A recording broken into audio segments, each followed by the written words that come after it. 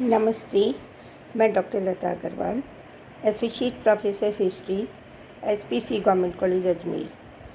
आज हम class BA part third paper first modern Indian history के यूनिट 2 का प्रथम टॉपिक अपराइजिंग ऑफ 1857 अर्थात causes of the revolt of 1857 part 1 का अध्ययन करेंगे। हमें ज्ञात है कि ब्रिटिश ईस्ट इंडिया कंपनी ने भारत में व्यापार के माध्यम से अपना कार्य प्रारंभ किया था, परंतु धीरे धीरे यहाँ के पारस्परिक संघर्ष, पारस्परिक एकता का अभाव देख करके उन्होंने राजनीतिक सत्ता हथियाने का प्रयास प्रारंभ किया और यह प्रयास जून 1757 में प्लासी के युद्ध के समय उनका सफल हुआ। धीरे धीरे बक्सर का युद्ध हुआ। बक्सर के युद्ध के बाद क्लाइव की दोहरी नीति या क्लाइव की ब्रिटिश सर्वोच्चता को स्थापित करने की नीति में उन्होंने ब्रिटिश ईस्ट इंडिया कंपनी के अधिकारियों ने सफलता प्राप्त की।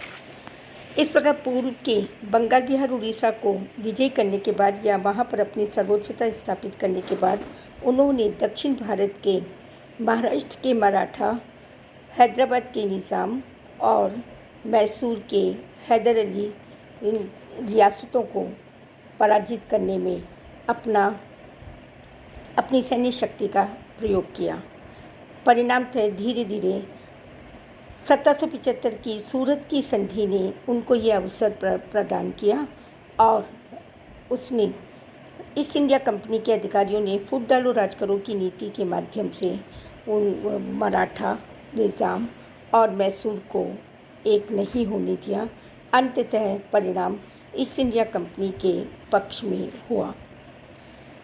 1800 के बाद में 1802 से लेकर के 1818 तक लॉर्ड वेलिचली की अलाइड ट्रीटीज या सहायक संधियों ने भी संपूर्ण भारत के रियासतों को उसने संधियों के माध्यम से अपनी ओर या ईस्ट इंडिया कंपनी की सत्ता में विलय कर उन्होंने अपनी ब्रिटिश सर्वोच्चता स्थापित करने में पूर्णतः सफलता प्राप्त की।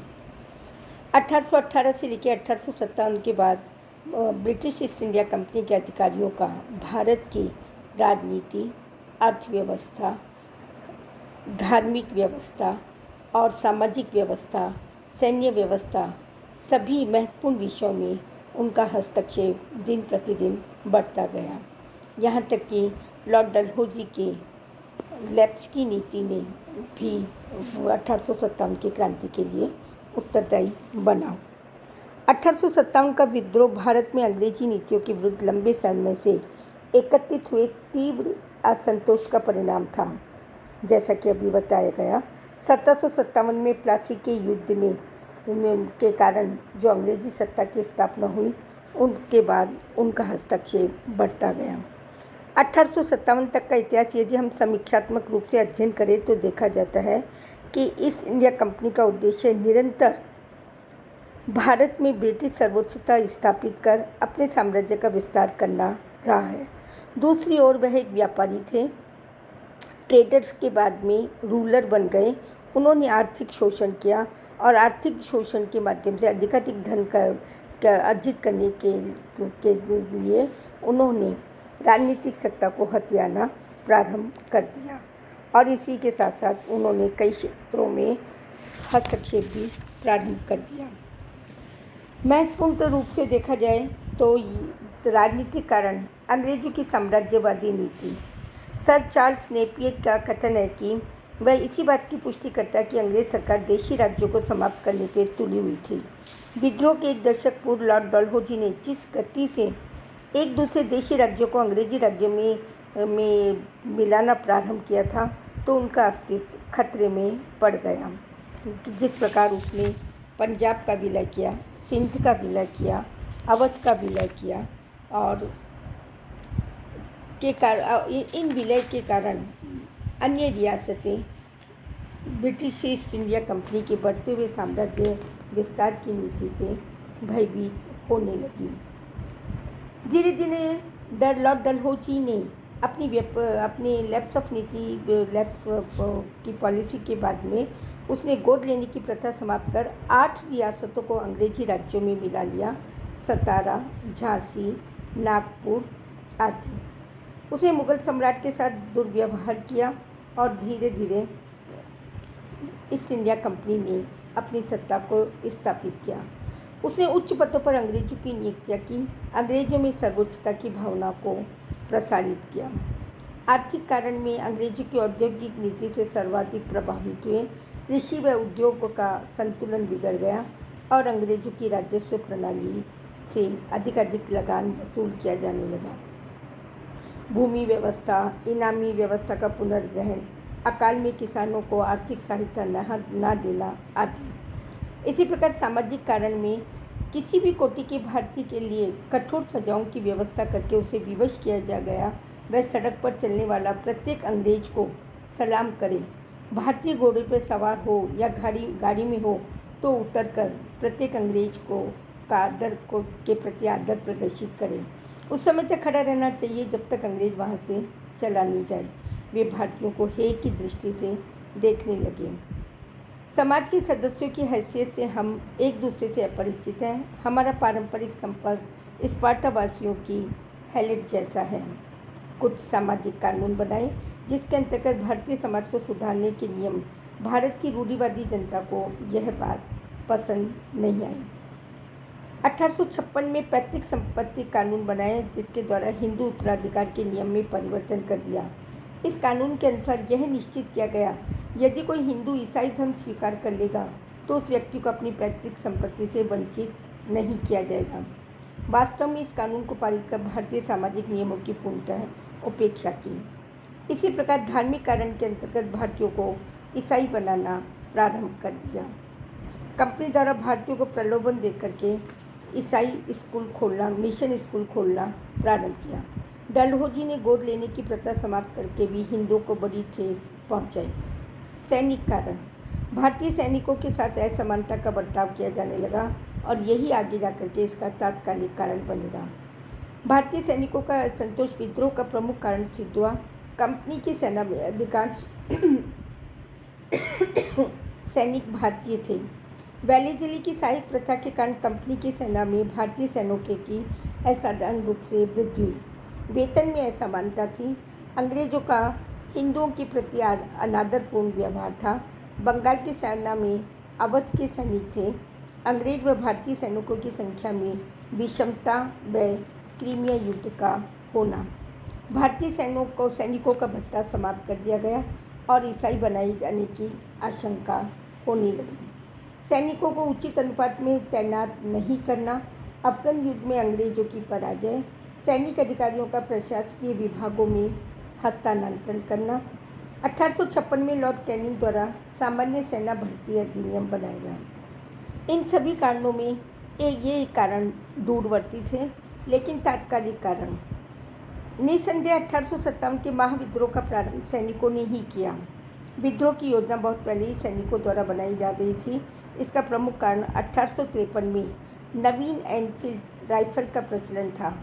इस राइफल में प्रयुक्त किए जाने वाले कारतूस के संबंध में यह अफवाह फैला दी गई थी कि इन कारतूसों को गाय व सूअर की चर्बी से बनाया गया है।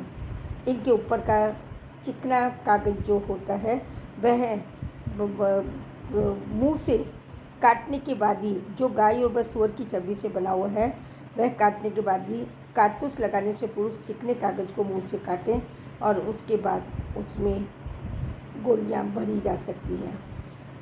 हिंदुओं ने गाय की चर्बी से युक्त और मुसलमानों ने सूअर की चर्बी से युक्त राइफल के कारतूसों को काटने से इनकार कर दिया। बड़ौदा स्थान पर अधिकार करके भारतीय सैनिकों ने अंग्रेजों को संकट में डाल दिया। 1849 में अंग्रेजी सेना ने यहाँ सिखों को परास्त किया। यह एक स्थान से दूसरे स्थान पर भेजा जाने लगा।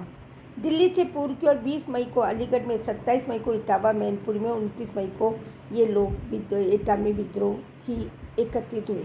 बरेली में भारतीय सैनिकों का नेतृत्व खान बहादुर ने किया। वे रूहल खान के भूतपूर्व शासक के उत्तराधिकारी थे। 1857 की क्रांति का प्रारंभ 10 मई को मेरठ में हुआ। 85 सैनिकों ने चर्बी लगे कारतूसों का प्रयोग करने से इनकार कर दिया। इन्हें 10 वर्ष की कारावास मिला। इस पर उनके साथियों ने विद्रोह कर दिया। यूरोपीय अधिकारियों को मौत के घाट उतार दिया गया। कैदियों को स्वराज्य स्वतंत्र कराया और विद्रोही सैनिक दिल्ली की ओर चल पड़े। हालांकि मेरठ में 2200 अंग्रेज सैनिक विद्यमान थे, पर उन्होंने विद्रोहियों का पीछा नहीं किया। इसका कारण था कि वे विद्रोही सैनिकों के साथ आम लोगों से मिल गए थे। अंग्रेजों के बंगलों को भस्मीभूत कर दिया गया। पुलिस भी अंग्रेजी अफसर को बचाने नहीं आई। 50 किलोमीटर का फासला तय करके विद्रोही दिल्ली के लाल किले पर आ पहुँचे। 2 दिन में दिल्ली अंग्रेजों से मुक्त करा लिया गया। बादशाह बहादुर ने थोड़े से संकोच के बाद विद्रोह का नेतृत्व स्वीकार किया और उसका झंडा दिल्ली के सार्वजनिक भवनों की ओर फहराने लगा। दिल्ली के शस्त्रागार के प्रधान बिलोबी ने इसका प्रतिरोध किया, परंतु बहादुर शाह के नेतृत्व में विद्रोही सैनिक पर जादू का सा असर था। लाल किले में स्थित अंग्रेजों को मौत के घाट उतार दिया गया। सरकारी कामकाज संभालने हेतु एक परिषद का गठन किया गया, जिसके 10 सदस्य थे। शीघ्र ही मेरठ व दिल्ली के आसपास प्रदेश विद्रोह के केंद्र बन गए। 12 मई को दिल्ली के समीप हिंडन तथा सिकंदराबाद में विद्रोह प्रारंभ हुआ। इस प्रकार संपूर्ण भारत में झांसी, नागपुर, बिहार के भी अधिकांश भागों में, मथुरा, बदायूं, बुलंदशहर, फर्रुखाबाद, मुरादाबाद, सभी दक्षिण भारत में भी, अहमदाबाद, हैदराबाद, सिंध आदि में विद्रोह फैलने लगा।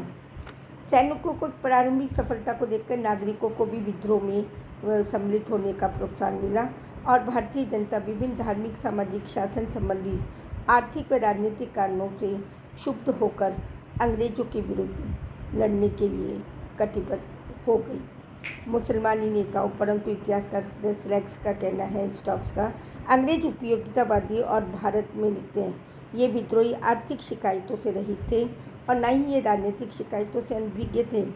जून के प्रारंभ तक मेरठ व दिल्ली के आसपास ही नहीं, बल्कि सारे उत्तर पश्चिम प्रांत में ब्रिटिश नियंत्रण प्राय समाप्त हो गया। इन विद्रोह में गैर सैनिकों की संख्या कहीं अधिक थी।